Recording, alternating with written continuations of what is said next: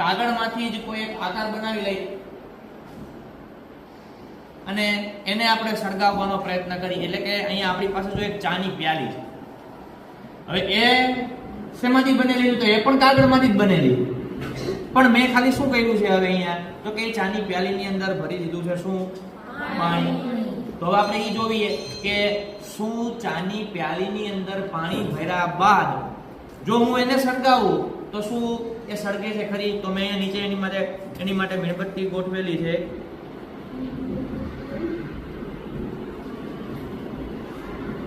ચાલો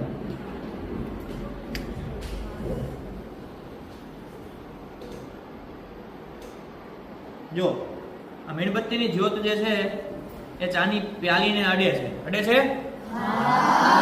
પણ શું પ્યાલી સળગી ગઈ ખરી? જો પ્યાલી જે છે